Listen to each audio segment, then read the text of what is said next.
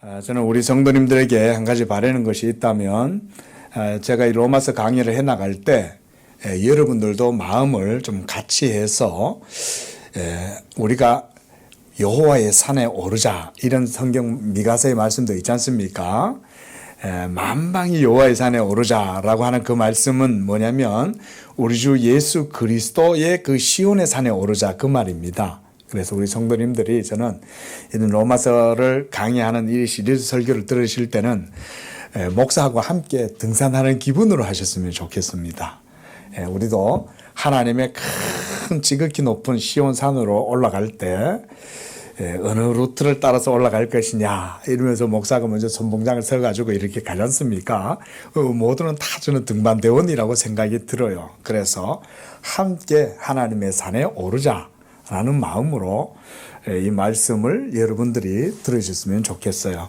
그래야 목사 혼자서 여기서 그냥 이렇게 읊는 것이 아니고 함께 이 말씀을 짚어가면서 이 말씀이 우리에게 주시는 뜻이 무엇인가, 이런 것들을 저는 그렇게 배워가는 게 이 로마 또 강의 설교의 또 그런 재미라고 생각을 합니다. 자, 지금까지 계속해서 사도 바울이 율법에 대한 이런 주제를 가지고 말씀을 하고 있다라고 제가 지금까지 강조를 드렸습니다. 율법을 사도 바울이 먼저 얘기할 수밖에 없었던 것은 율법이 아니고서는 우리가 하나님의 의의 표준을 바르게 제시할 수 없기 때문에 그런 것입니다. 하나님의 율법은 우리 영혼의 거울이 되고, 그래서 여러분들의 영혼의 심상을 객관적으로 인식하려면 율법에 대해서 알아야만 한다라고 말씀을 드렸습니다. 그래서 사도 바울에게 있어서는 원래 이 로마서에서 그 주된 이제 대상이 누구냐면 유대인들에게 있어요. 먼저는. 그래서 유대인들의 그 율법 아래에서의 신앙을 바르게 하나님 말씀으로 조망한 다음에 그 율법 아래 있는 이스라엘의 신앙의 문제가 뭔지를 밝히고, 그리고 그 율법에 하나님의 말씀인 그 율법을 바르게 그 가치를 드러내서 우리 이방인들도 그 하나님에 대한 참된 신앙으로 이끌어드리기 위해서 지금 사도가 이 로마서를 저는 기록하고 있다, 그렇게 보는 것입니다. 자, 그래서 지난주에 사실은 12절까지 봤지만 다시 12절을 잠시 보십시오.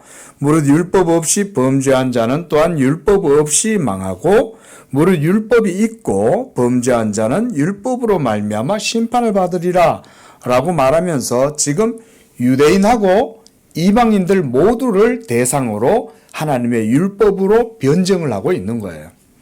자, 여러분, 하나님의 율법이 객관적이고 절대적인 보편적인 말씀이라면 이것은 사실은 유대인들에게만 해당되는 것은 아니겠죠.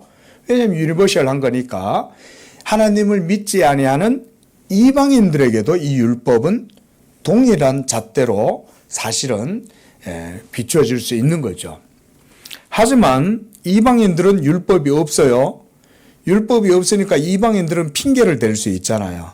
우리한테는 율법이 없었고 유대인들한테는 율법이 있었지 않습니까?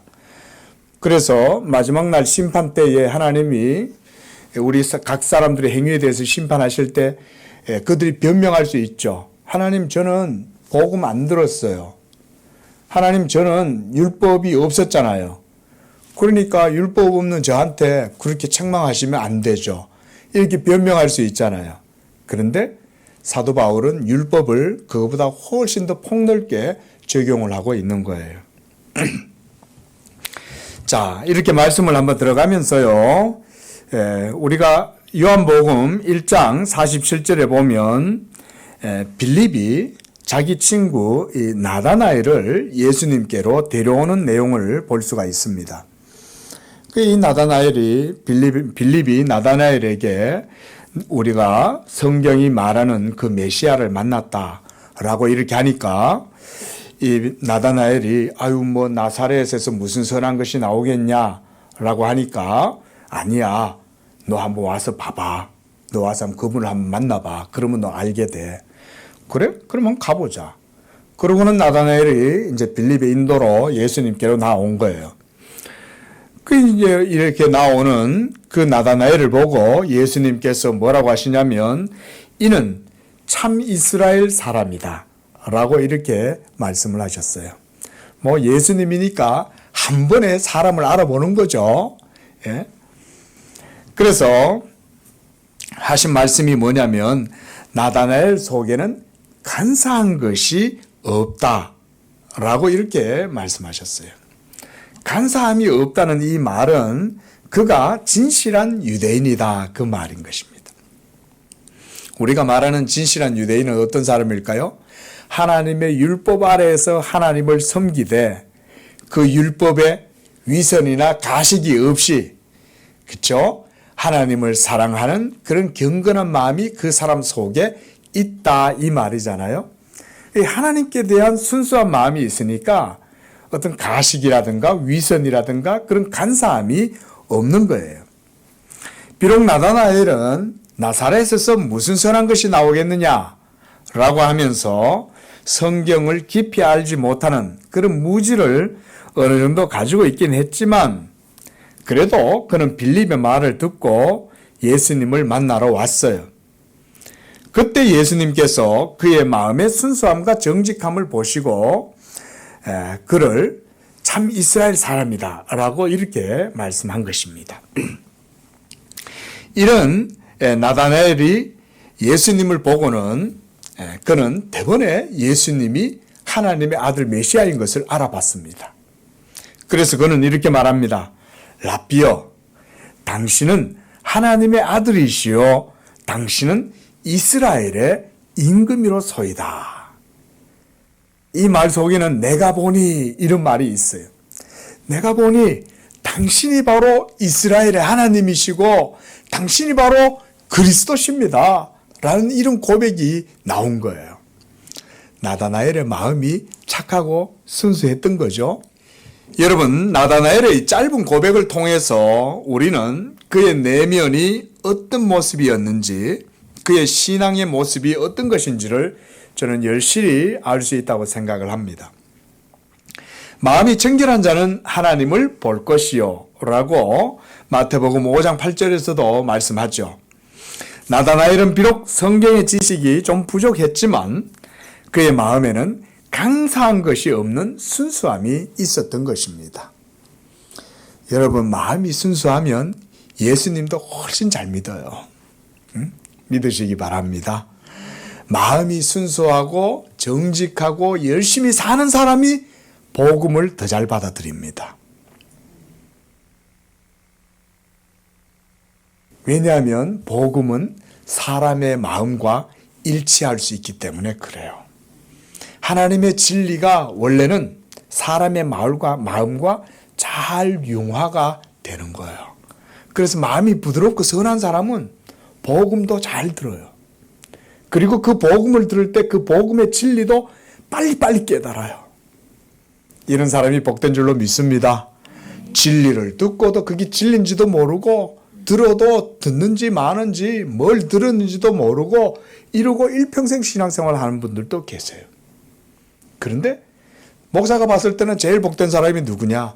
하나님의 말씀을 들었을 때 어린아이같이 쏙쏙 받아들이고 또 그걸 받아들여 가지고는 자기 속에서 그것이 영양이 되고 살이 되고 뼈가 되고 이래 가지고는 자양분이 막 되는 이런 사람이 가장 복된 사람 아니겠어요?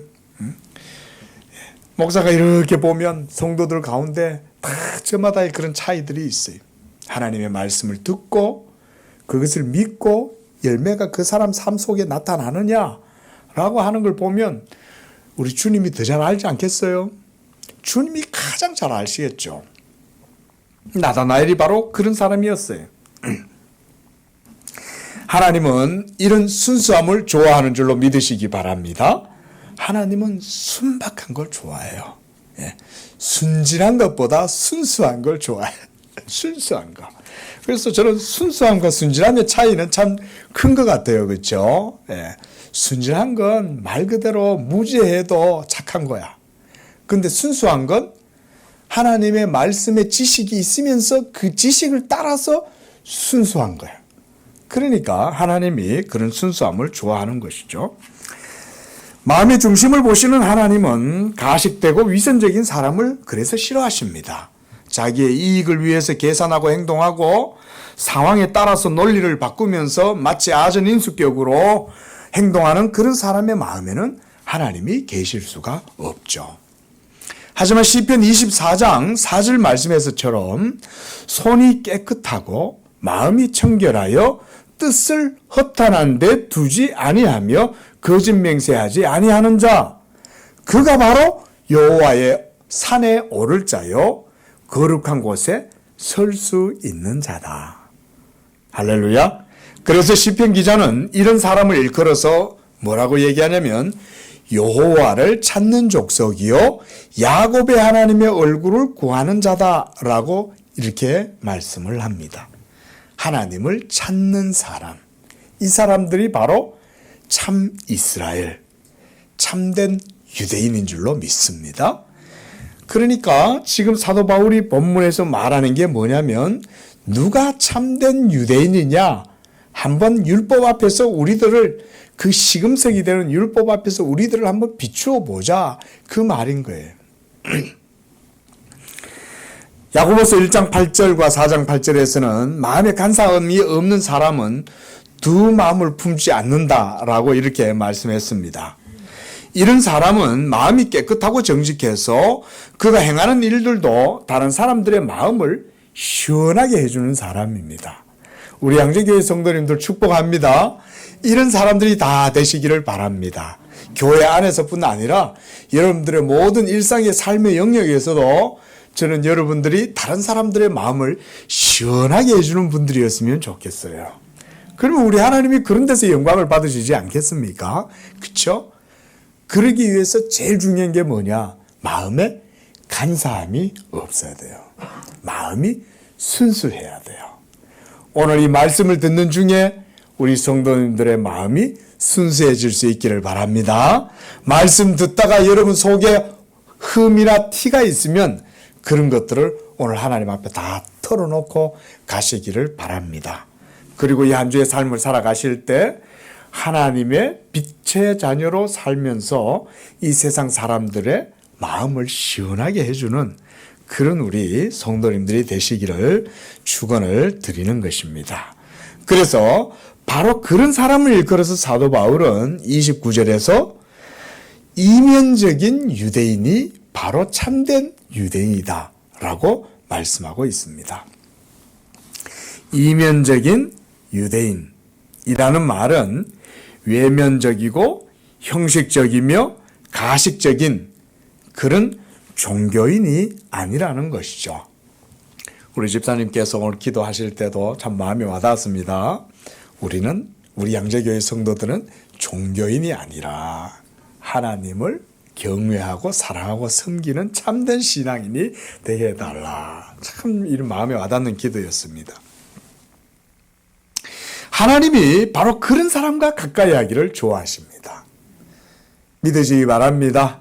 하나님은 다 아세요. 하나님은 내 종이 지금 무슨 생각을 하냐? 거기에 관심이 있어요.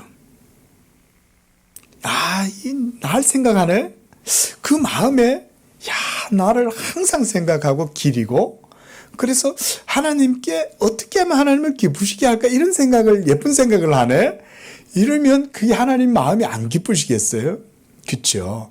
하물며 우리가 육신의 부모님도 자녀가 하는 걸 보면 이쁘잖아요. 이 자녀들이 하는 게 부모님들 눈에는 다 보이지 않습니까? 그렇지 않습니까? 자녀가 4, 5명, 6명, 옛날에는 7, 8명도 있고 어떤 사람은 12명도 있지 않습니까? 옛날에는. 근데 부모님들 눈에는 그게 다 보인다고 그래요.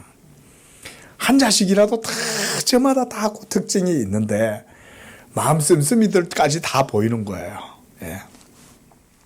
그런 걸 보면 부모들도 그런 게 보이는데 하물며 우리 영의 아버지께서 여러분들의 마음이 어떤지 다 아시는 거죠. 우리 성도님들의 마음이 항상 하나님 앞에 그런 애틋하고 예쁜 그런 마음이 되실 수 있기를 축원을 드립니다. 하나님이 기뻐하시는 그런 마음, 바로 그들은 이면적인 유대인들이다. 그랬습니다. 여러분, 사람의 마음의 진실함을 판별하는 기준이 있다면 그게 무엇이겠습니까? 그건 바로 하나님의 율법에 있습니다. 왜냐하면 이 율법은 하나님의 의의 표준을 우리에게 제시해 주기 때문에 그렇습니다. 사람의 마음에 있는 양심은 이것이 주관적인 잣대여서 상황을 따라서 그 논리가 뒤바뀔 수가 있어요.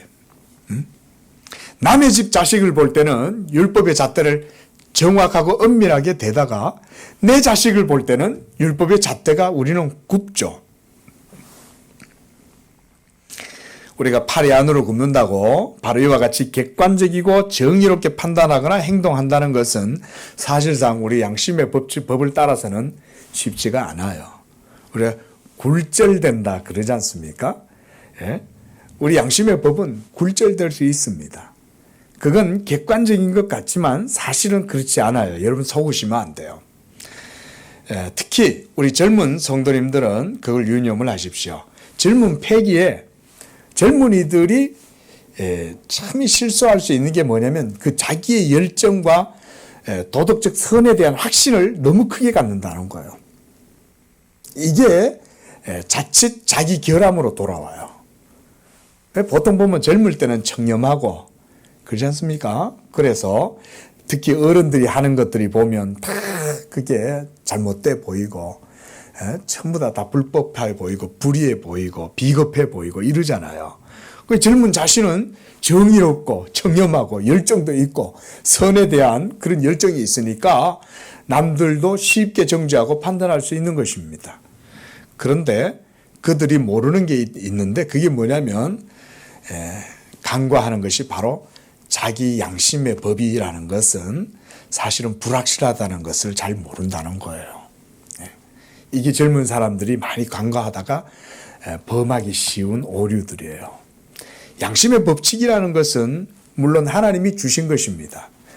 그렇기 때문에 이 세상의 모든 사람들이 다 보편적인 양심과 법칙을 따라서 삶을 살아갈 수가 있는 거예요. 사회계약이라는 게 뭐 사실은 별겁니까? 서로 자기 양심에 위배되지 아니하고 그 양심의 법을 따라서 우리가 살자라고 하면 사실은 그게 말하자면 사회계약이죠. 우리가 뭐 함께 국민의 삶을 살아가면서 이웃들끼리 우리가 계약서를 쓰고 살지는 않잖아요. 그럼에도 불구하고 공동체의 삶이 가능한 것은 전부 다 마음속에 다 계약서가 있기 때문에 그런 거죠. 그게 바로 양심이라는 것입니다. 그래서 12절에서 사도는 율법 없이 범죄한 자는 율법 없이 망하고 율법이 있고 범죄한 유대인이죠. 그들은 율법으로 말미암아 심판을 받으리라 라고 하면서 보편적인 담론을 얘기하고 있는 거예요. 그러니까 이 세상에 있는 모든 사람 속에는 이미 하나님의 법이 그들 속에 다 공적으로 다 이렇게 적용이 되는 거예요. 그래서 사도가 율법이 없는 이방인은 본성으로 율법의 일을 할 때는 이 사람은 율법이 없어도 자기가 자기에게 율법이 된다라고 이렇게 14절에서는 말씀을 그렇게 하고 있어요.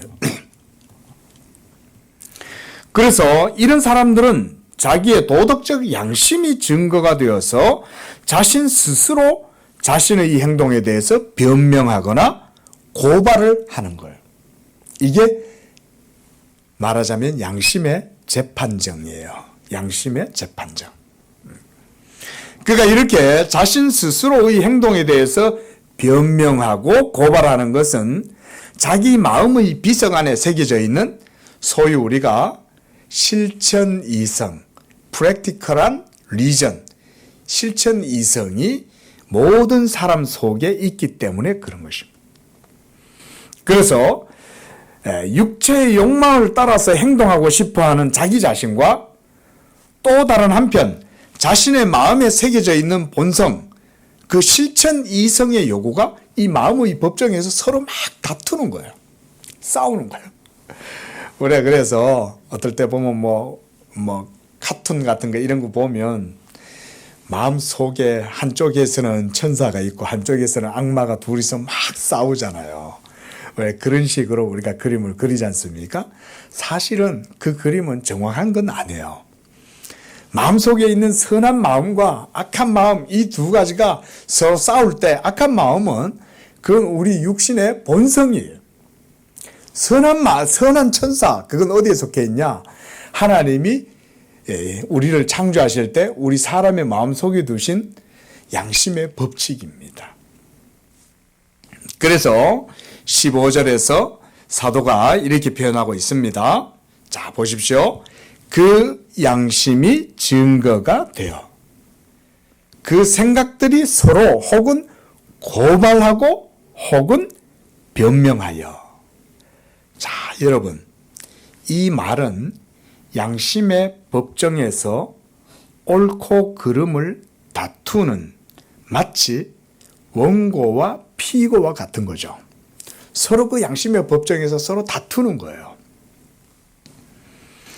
자, 우리가 뭔가 의롭지 못한 행동을 하거나 또는 죄를 짓게 되면 가장 먼저 우리 마음에 양심의 법정이 그 즉시 여러분들을 소환합니다. 그래서 거기서 자신 스스로의 양심이 자신을 고소하는 거야.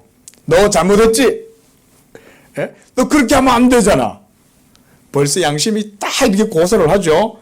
그러면 또 마음 한편에서 또 다른 소리가 들리죠. 아니에요? 에이, 괜찮아.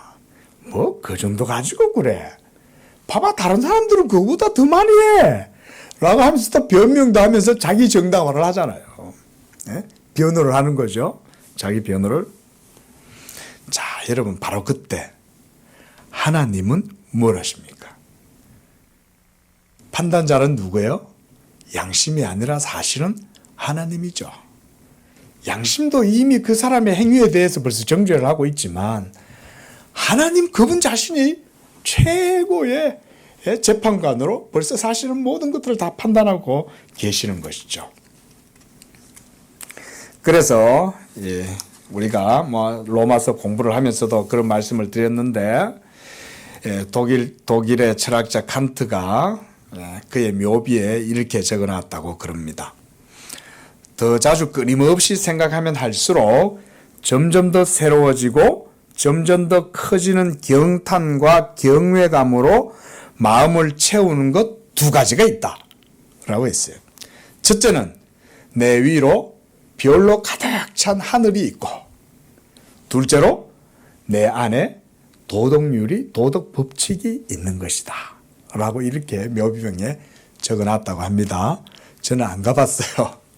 근데 사진에는 그렇게 해서 묘비명에 적어놨다고 합니다. 자, 여러분, 저는 이거 보면서 야, 칸트가 로마서를 읽었을까? 오늘 여기 보면 로마서 1장 15절, 2장 15절에서 그 마음에 새긴 율법의 행위라고 그랬잖아요. 이 말은 뭐냐면 어떻게 행동해야 하는지 그 행동의 법칙, 준칙이 우리 마음에 실천 이성으로 찍혀 있다는 거예요. 그래서 그렇게 행동하지 않을 수가 없는 거예요. 칸트라는 철학자는요, 그래서 사람을 어떻게 봤냐면 자기의 양심의 법칙대로 움직이지 않는 것은 그건 사람이 아니다, 이렇게까지 말을 했어요. 왜냐하면 여러분, 격자를 만들어 놓고 우리가 물을 부으면 이렇게 기울이면 그 물이 어디를 따라 흘러가겠어요? 격자를 따라서 흘러내려갈 거 아니에요. 그렇죠? 양심의 법칙이라는 것은 그런 형태로 찍혀져 있다고 칸트는 본 거예요. 사실상 그렇다고 봐도 됩니다. 왜냐하면 바울도 그렇게 얘기하잖아요. 그 마음에 새긴 율법의 행위라고 말하잖아요. 율법의 법칙이라고 말을 안 했어요. 이 바울은. 율법의 행위라고 했어요. 프랙티컬한 리전이 사람 속에는 본성적으로 찍혀 있는 거예요. 그러니까 마지막 날 하나님께서 온 세상을 심판하실 때 하나님의 그 율법의 판단 앞에서 벗어날 수 있는 사람이 있다는 거예요, 없다는 거예요? 한 사람도 없다는 거예요. 그래서 어떤 분들이 그런 질문 하셔요. 신사임당 같은 훌륭한 분은 천국에 갔지 않을까요? 이순신 같은 그런 분들은 신에게는 12척의 배가 있사옵니다 이러면서 350척이나 되는 배하고 싸워가지고 나라를 구한 영웅 아닙니까? 그런 분들은 천국 가지 않을까요? 그들의 시대에는 복음이 없었잖아요. 여러분, 하나님의 말씀의 판단은 그보다 훨씬 더 엄밀하고 정밀합니다. 모든 세계가 하나님의 말씀으로 창조되어져 있고 하나님의 말씀의 법칙에서 벗어날 수 있는 것은 자연 법칙조차도 하나님의 말씀에서 벗어날 수가 없습니다. 그래서 제가 여러분들에게 자주 중력에 대해서 율법을 비유하는 이유는 그만큼 율법이 정밀하고 정확하게 우리의 삶에 직접적으로 모든 것의 가치 기준이 된다는 것을 그렇게 제가 비유를 드리는 거예요. 우리가 10층에서 여러분들이 아무것도 의지하지 않고 떨어지면 떨어지지 않을 자신이 있습니까? 한 사람도 없죠. 율법이 바로 그런 거예요. 율법은 자연 만물의 법칙보다 훨씬 더 정밀한 거예요. 자연의 법칙도 우리가 거스를 수 없어서 중력 앞에서 함부로 할 수 없잖아요. 근데 사실은 율법은 중력보다 더 대단한 거잖아요. 왜냐하면 율법은 중력을 만드신 하나님의 법이잖아요. 그렇죠? 그래서 지금 사도 바울이 얘기하고자 하는 것이 뭐냐면 이런 말씀들을 통해서 모든 율법 아래에 있는 인류를 하나님의 법정으로 지금 뭐 하고 있냐면 소환을 하고 있는 거예요. 거기에는 유대인들도 있고 이방인들도 예외가 없어요. 모두 다 지금 하나님 앞으로 소환해 내는 거예요. 그래서 의인은 없나니 하나도 없다는 것을 지금 사도 바울이 증명을 하고 있는 거예요. 그런데 지금 유대인들은 어떻습니까? 유대인들은 자기들이 지금 의롭다고 생각하고 있는 거죠. 지금 그 얘기를 오늘 본문에서 말씀을 하고 있습니다. 유대인들의 모든 행동의 가치 판단 기준, 그것은 바로 율법에 두고 있는 거죠.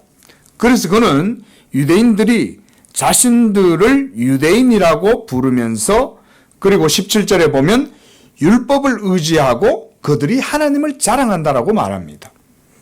계속해서 18절에는 뭐라고 말합니까? 율법의 교훈을 받아 하나님의 뜻을 알고 지극히 선한 것을 분간하고, 이게 지금 유대인들에 대한 얘기죠. 그 다음에 19절에는 맹인의 길을 인도하는 자요 어둠에 있는 자의 빛이요. 또 20절에서는 율법에 있는 지식과 진리의 모본을 가진 자로서 어리석은 자의 교사이며 어린 아이의 선생이다. 누가 이렇게 생각한다는 거예요?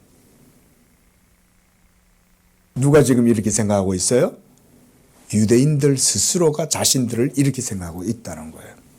그래서 20절에는 너희가 그렇게 스스로 믿고 있으니 라고 말하고 있는 거죠. 네. 자, 지금 유대인들은 자신들 스스로 율법을 가지고 있으면서도 그 율법 앞에서 자기들 스스로 속이고 있는 거예요. 그리고 또 속고 있는 거예요.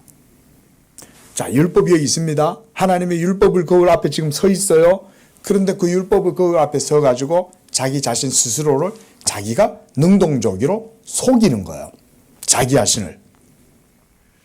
야, 넌 죄인이 아니야. 넌 착해. 너는 의로워. 이러면서 자기를 계속 잘못된 생각으로 속이고 있고, 동시에 또한 그 거울 앞에서 스스로도 또한 속고 있는 거예요. 속고 속이는 이 일이 율법 앞에서 지금 이루어지고 있는 거예요. 네.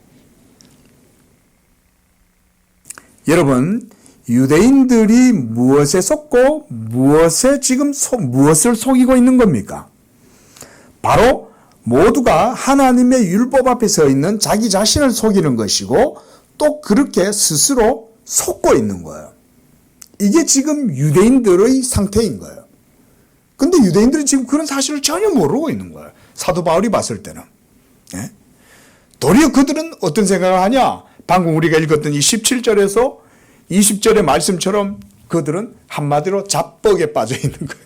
잡벅에 빠져, 스스로 자가당착에 빠져 있는 것입니다. 예. 자, 자, 여러분 이것을 주의해서 살펴보시기를 바랍니다. 유대인들이 율법의 거울 앞에서 자신을 속이면서 동시에 자신이 속고 있다는 거. 제가 말씀을 드리는 거예요. 지금 이거를. 유대인들이 왜 그렇게 자신들 스스로 속이고 또 자신 스스로가 속고 있는지 살펴보는 것이 이게 중요합니다. 이 로마서를 이해함에 있어서 여러분 이게 중요해요. 저는 이걸 나중에도 말씀드리겠지만 율법의 심리다 라고 제 스스로 이렇게 명명을 해봤습니다. 율법의 심리. 여러분 왜 스스로 속이고 왜 스스로 속을까요? 뭐 때문일까요? 뭐가 그렇게 만드는 걸까요? 그 사람들을. 에? 대답해 보십시오. 뭐 때문입니까? 바로 그들 속에 있는 뭐? 죄가 그렇게 하는 거예요. 근데 그걸 모르는 거예요. 죄가 유대인들 그들 자신들을 율법 앞에서 속이고 그리고 자신들 스스로도 자신을 속이고 속고 이렇게 하도록 만드는 것은 바로 죄라고 하는 것 때문에 그런 거예요. 지금 사도 바울이요. 왜 지금 1장에서 3장까지 계속해서 율법에 대해서 이렇게 신랄하게 말을 하고 있냐. 그건 바로 죄를 각성시키려고 그러는 거예요. 여러분 왜냐하면 죄를 각성하지 않으면 예수님을 찾지를 않잖아요. 병든 자에게라야 의사가 쓸 때 있잖아요. 근데 자기가 모두 의롭다고 생각하면 예수님을 찾지 않죠. 예수님을 간절히 찾으시는 여러분 되시기를 바랍니다. 지난주에도 말씀드렸듯이 복음의 은혜를 받으려면 이 로마서가 여러분에게 은혜가 되려면 여러분들이 하나님을 간절히 찾아야 돼요. 그래야 이 로마서 말씀이 여러분들의 삶의 능력이 되는 거예요. 그리고 그 죄의 실체를 여러분들이 율법을 통해서 깨닫고 그 죄 때문에 내가 속고 있었고 내가 스스로 속이고 있었다는 사실을 깨닫는 순간 예수 그리스도를 믿는 믿음으로 눈이 향하게 되고 그 믿음으로 말미암아 그는 그 즉시로 복음의 능력을 딱 붙잡을 수가 있어요. 복음에는 하나님의 의가 나타났어. 여러분 이 말씀이 얼마나 위대했는지 많은 하나님의 종들이 이 말씀 앞에서 깨어지고 새롭게 능력을 힘입었어요. 예? 복음에는 하나님의 의가 나타난다. 복음에는 하나님의 의가 나타나는 줄로 믿습니다. 예. 이 복음의 은혜를 먼저 우리가 받아 누리려면 우리 자신이 먼저 하나님의 율법 앞에서 우리 자신들을 객관적으로 볼 수가 있어야 되는 거예요. 깨져야 되는 거예요. 나를 혐오하고 자기 비참함을 경험해야 그제서야 주 예수여 나를 구원하소서라고 우리가 하나님께 손을 뻗어낼 수가 있는 거예요. 그러지 않고서는 우리는 하나님께로 나아갈 수가 없습니다.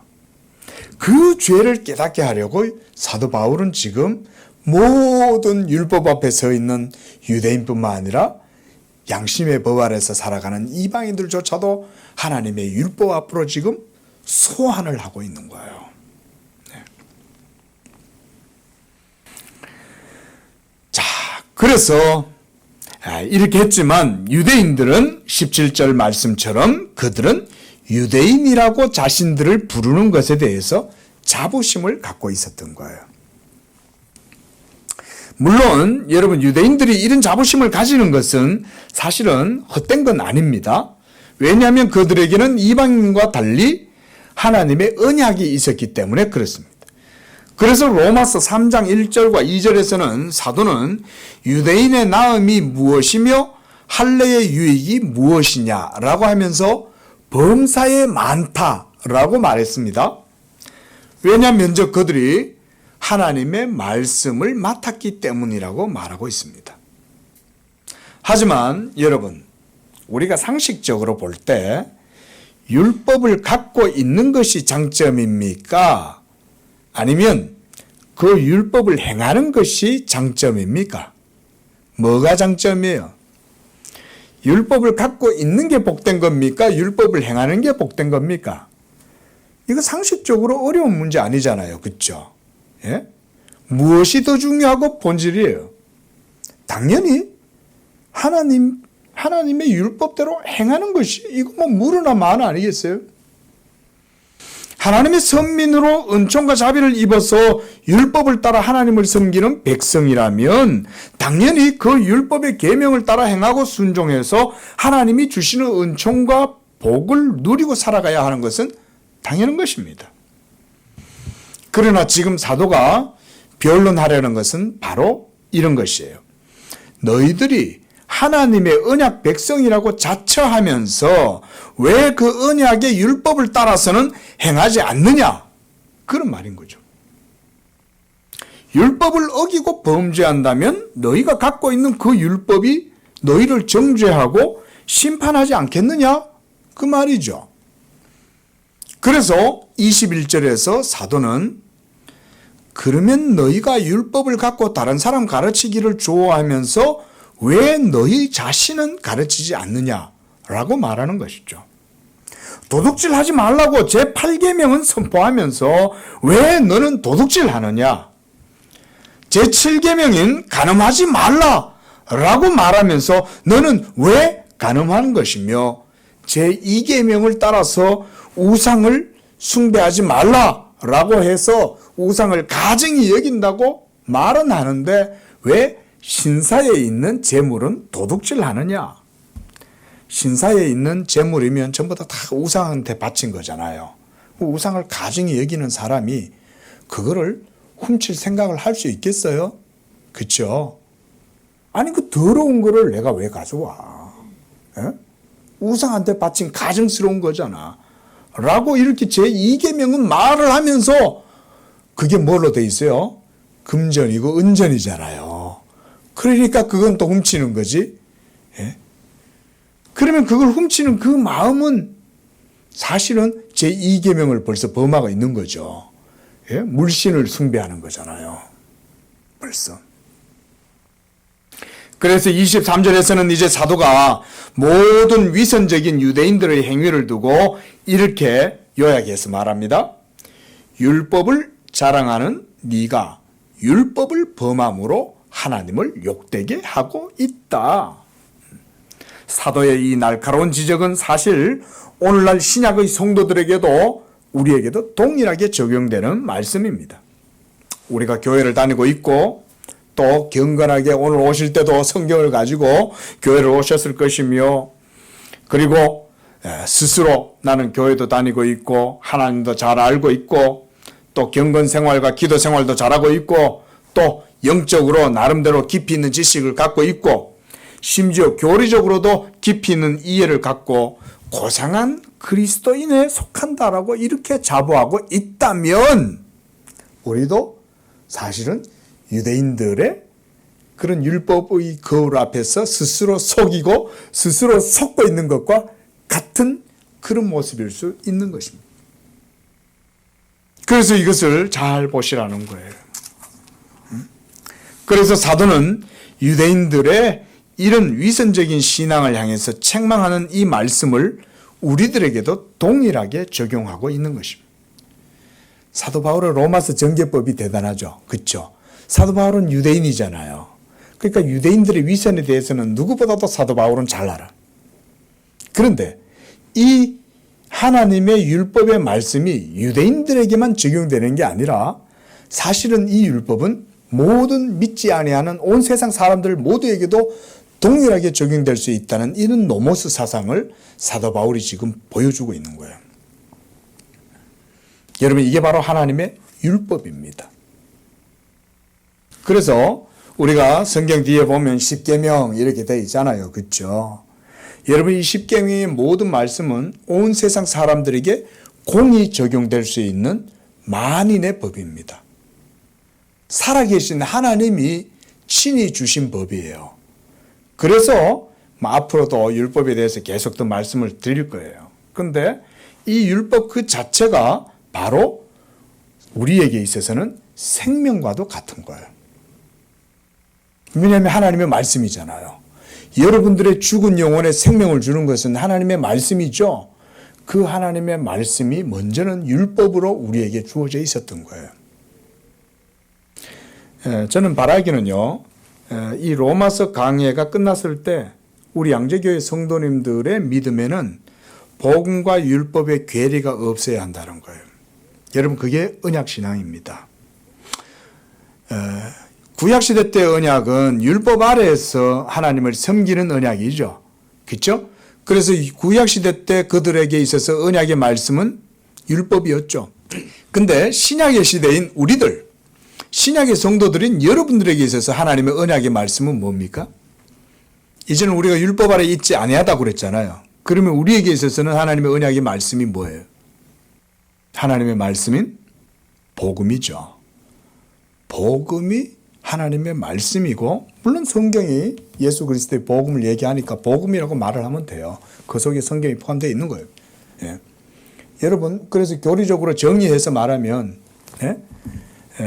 신약의 시대에 신약 성도들이 언약 백성으로서 하나님의 말씀을 믿고 그 믿음으로 살아갈 때 그게 바로 언약적 삶인데, 그 말씀이 바로 예수 그리스도의 복음이 언약의 말씀인 거예요. 그래서 교회는 날마다 매주 항상 이 복음을 선포하고 증거하고 가르치는 거예요. 성도들은 그것을 듣고 믿고 고백함으로 행하잖아요. 그렇죠? 그러면 그게 바로 언약 삶이에요. 여러분, 복잡한 신학이 아니에요. 그냥 하나님의 말씀을 듣고 믿고 그걸 고백하고 그 고백을 따라서 살면 이게 언약 신앙의 삶인 거예요. 놀라운 건 이렇게 간단한데 뭐가 어려워요? 간단하잖아요. 구약시대 때의 이스라엘 백성들에게는 아직은 그림자고 아직은 모형이고 아직은 상징이었고 몽학선생이었던 율법을 따라서 하나님을 섬기는 언약의 삶이었지만, 신약의 시대 때는 이제는 예수 그리스도께서 십자가에서 율법을 따라서 모두 순종하심으로 율법의 마침이 되신 거죠. 그래서 십자가에서 예수 그리스도가 모든 율법의 의를 이루심으로써 이제 우리가 그 예수 그리스도를 믿을 때에 이제는 우리가 그 믿음으로 하나님의 언약 가운데로 들어가는 거예요. 그러면 복음의 말씀이 이제는 하나님과 우리 사이에 언약의 말씀으로 딱 서 있는 거예요. 우리는 율법 아래에서 신앙생활 하는 거 아닙니다, 여러분. 예수 그리스도의 복음을 듣고 믿어 하나님과의 언약 가운데 서 있는 거예요. 믿으시기 바랍니다. 이걸 그래서 우리가 신약시대 때도 여전히 우리가 동일한 언약의 신앙이다라고 말해요. 우리 성도님들이 로마서 강해가 끝나면 최소한 저는 그런 바람을 가지고 있는 거예요. 여러분들에게 복음이란 무엇이냐? 바로 우리에게 주신 생명의 말씀이다 라고 하는 것이 정확하게 서야 돼요. 그러면서도 동시에 율법과 여러분들이 구별이 가능해져야 돼요. 그래서 더 이상은 우리가 율법 아래에서 신앙생활 아니라 복음의 은혜 안에서 복음의 빛 가운데에서 하나님을 섬기되, 그 복음은 율법과 괴리가 되어져 있거나 율법과 떨어지거나 그런 것이 아니라는 거예요. 여기까지 서면 건강한 신앙인이 됩니다. 왜 건강하지 못한 신앙이 자꾸 율법을 어기거나 율법주의로 빠지냐면, 예수 그리스도에 대한 믿음이 약하니까 자꾸 율법주의로 자꾸 기우는 거예요. 그렇죠? 예?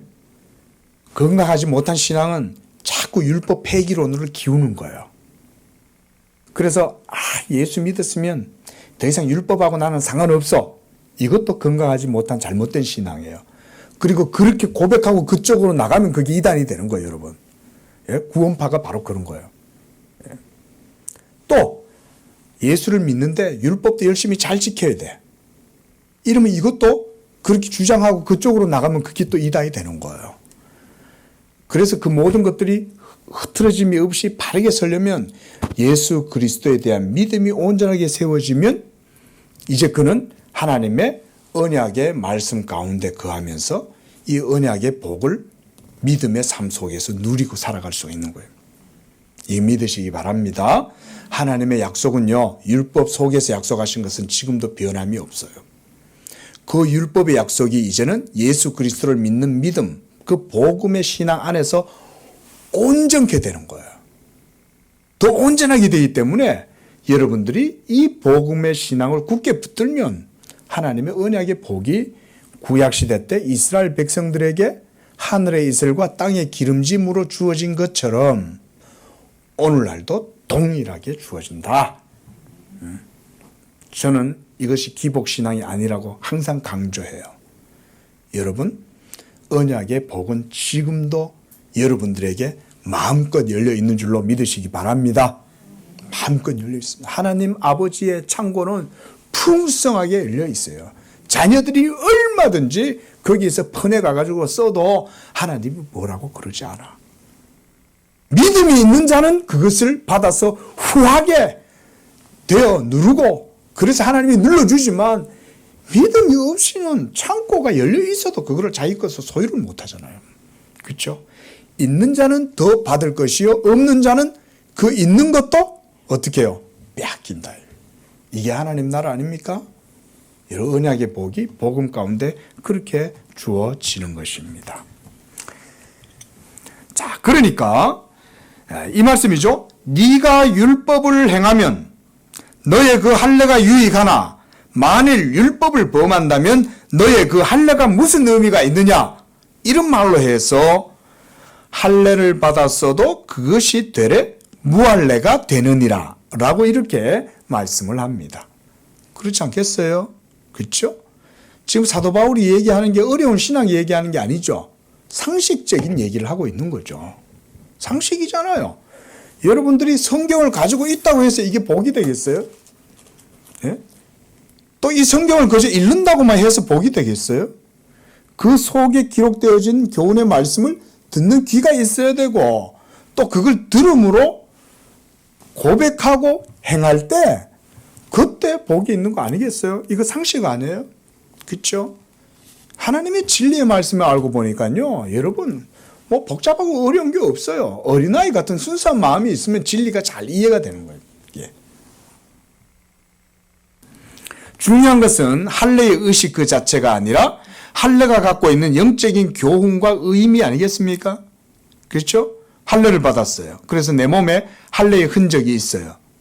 그러면 아이가 자라면서 어려서 할례를 받았으니까 스스로 생각할 거 아니에요. 아빠, 아버지, 왜 나는 할례를 받았어요? 아, 그것은 네가 하나님의 언약의 백성으로 표시를 하는 거야. 아, 그래? 그럼 나 하나님의 언약 백성이겠네? 그래, 넌 하나님의 언약 백성이야 라고 말은 했는데, 이 아이가 하나님의 언약의 말씀을 따라서는 살지 않아. 그러면 그 아이가 하나님의 언약 백성이겠냐고요. 표시만 있을 뿐인 거지. 응? 그러나 유대인들은 자신들이 아브라함의 자손이고 모세의 제자이기 때문에 할례의 표를 받은 것에 대한 무한한 자긍심을 갖고 있었어요. 이건 지금도 마찬가지죠. 지금도 저 팔레스타인의 이스라엘 사람들은 자기들이 하나님의 선민이라 생각하죠. 만약 혈통으로 아브라함의 자손일지라도, 그리고 그가 나면서부터 할례의 표를 가지고 자랐다 할지라도 할례의 진정한 영적인 의미와 교훈을 그가 행하지 않는다면, 믿지 않는다면 그가 받은 할례가 무슨 유익이 있겠습니까? 그래서 사도가 25절에서 네가 만일 율법을 범하면 너의 그 할례가 무할례가 되는 거 아니냐라고 이렇게 변론을 하고 있는 거죠. 사도 바울의 이 변론이 틀렸습니까? 맞는 말이잖아요. 상식적인 말이잖아요. 예? 그러나 만약 무할례자, 이방인들이죠. 이방인이 그 율법을 규례를 지킨다면 그가 비록 할례를 받지 않았을지라도 그의 믿음의 행위를 따라 그가 할례를 받은 것처럼 여기는 것이 당연한 거 아니겠냐라고 하는 거죠. 그래서 사도가 이제 이 논증의 결론을 짓습니다. 표면적 유대인이 유대인이 아니요, 표면적 육신의 할례가 할례가 아니라 오직 이면적 유대인이 유대인이요, 할례는 형식적이고 의식적으로 행하는 것이요, 그래서 그렇게 하는 것보다 마음에 하는 것이야말로 참된 할례다 라고 이렇게 지금 결론을 짓고 있는 거예요. 29절 말씀을 보십시오. 그런데 사도가 거기에서 이런 말을 붙였습니다. 할례는 마음에 할지니라고 했어요. 여러분, 마음의 할례를 어떻게 행할까요? 육신의 할례는 보이니까 어려서 난 지 8일 만에 할례를 행하면 돼요. 근데 마음의 할례는 어떻게 해요? 보이지 아니하는 추상적인데 마음의 할례는 바로 영의 역사로 말미암는 것이라고 얘기하고 있는 거예요. 자, 보십시오. 우리 29절 함께 읽어봅니다. 시작. 오직 이면적 유대인이 유대인이며 할례는 마음에 할지니 어디 있다? 영에 있고 율법 조문에 있지 아니한 것이라 그랬습니다. 여러분들의 이 성경에 영에 있고 율법 조문에 있지 아니하다 요거 줄을 한번 꺼놔 보십시오. 이거 지금 대조적인 거죠. 그렇죠? 영의 역사와 죽은 문자로서의 율법 조문을 사도 바울이 여기서 대조해서 보여주고 있는 거예요. 자, 여러분 성경에 기록된 말씀은 말 그대로 문자예요. 그렇죠? 예? 말 그대로 레터, 문자인 거예요. 그런데 이 문자가 그 속에 있는 영적인 의미가 살아서 여러분 속에 역사해야 여러분들의 영혼이 살아나고 하나님을 인격적으로 만나고 그렇게 해서 여러분들의 영적인 생명과 기쁨과 의를 누리게 될 거 아니겠어요? 그러니까 사도 바울이 여기서 할례는 마음에 하되 그것은 영에 있다라고 말하는 거예요. 율법의 조문을 따라서 내가 그것을 형식적으로 지킨들 그거는 생명이 아니다라고 말하는 거예요. 그러면 여러분 율법 조문은 하나님 말씀이에요? 그냥 죽은 문자에 불과한 거예요? 한번 물어보겠습니다. 응? 그렇죠. 율법 조문 그 자체는 하나님 말씀이에요. 여러분 로마서의 핵심을 이해하려면 이 개념을 여러분들이 잘 염두에 두고 이 로마서 강해의 산으로 올라가셔야 돼요. 예? 지금 사도 바울이 얘기하려고 하는 본질은 뭐냐면 복음의 능력의 역사는 율법 그 자체 조문에서 나오는 게 아니라 성령의 역사를 통해서 율법 조문 속에 기록되어진 하나님의 그 말씀의 생명이 여러분의 것이 되게 하신다라고 하고 있는 거예요. 그러니까 영의 역사를 영에 있고라고 이렇게 말하고 있는 것입니다. 그리고 율법 조문에 있지 않다는 것은 율법 조문은 그저 형식적이고 의식적으로 그걸 규례로만 따르면 그거는 여러분들을 죽일 뿐이다라고 말하는 거예요. 요걸 이제 잘 우리가 염두에 두셔야 됩니다. 예. 자, 그러니까 이런 얘기예요. 성령의 역사를 통해서 진리의 말씀이 믿는 내 안에 내적으로 역사할 때 그것을 통해서 내 마음의 할례가 생겨난다. 그 말이에요. 한번 따라하겠습니다. 마음의 할례. 이것은 율법 조문에 있습니까? 어디에 있나요? 영에 있다. 그랬습니다. 영의 역사. 영에 있다고 이 표현이 우리말 번역 성경에서는 영에 있고라고 이렇게 아주 축약적으로 설명을 해놨는데 이것은 바로 뭐냐? 하나님의 성령의 역사를 통해서 진리의 방식으로 이루어지는 것을 영에 있고라고 하는 말로 이렇게 이해를 하시면 되는 거예요.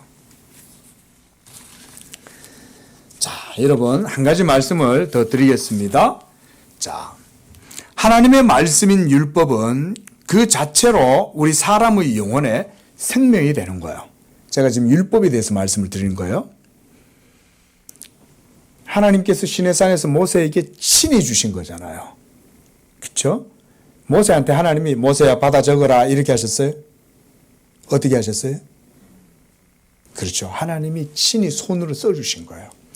여기에 여러분 성경신학적으로도 중요한 의미가 있습니다. 모세야 내 말을 받아 적거라 이렇게도 할 수 있어요. 그렇죠? 선지자들은 그렇게 해서 받아 적잖아요. 그런데 왜 하나님께서 율법의 계명을 돌판에다가 새겨가지고 친히 하나님이 손으로 새겨주셨냐? 그 자체가 하나님의 말씀이기 때문에 하나님이 새겨주시는 거예요. 비록 그것이 돌에 새겨져 있지만 돌에 새겨져 있는 그 문자 그 자체가 사실은 하나님의 말씀 그대로 텍스트로 그대로 하나님이 적어 놓으신 거예요. 그러니까 이 율법 하나님의 말씀이기 때문에 그 말씀이 우리에게는 사실은 생명이 되는 거죠. 그렇지 않습니까? 하나님 말씀이잖아요. 하나님의 말씀은 우리 영혼의 생명이 되는 줄로 믿으시기 바랍니다. 이것은 우리 기독교 신앙의 가장 핵심이잖아요. 하나님의 말씀이 내 영혼의 생명이 된다. 그런데 왜 사도는 율법 조문은 죽이는 거라고 말을 할까요? 율법 조문이 죽인다는 말은 뭐냐면 영의 역사가 없이 율법 조문 그것만으로 놓고 보면 그 문자는 우리를 죽이는 역할밖에 하지 않는다는 거예요. 왜 율법 조문이 우리를 죽입니까? 우리가 하나님의 율법의 기준에서 모두 다 걸려서 넘어지기 때문이죠. 우리 속에 있는 죄 때문에 우리는 그 율법 조문의 판단 앞에서는 모두 다 죽는 거예요. 율법 조문은 사실은 하나님 말씀이라고 그랬잖아요. 하나님 말씀은 우리에게 생명이라고 그랬잖아요.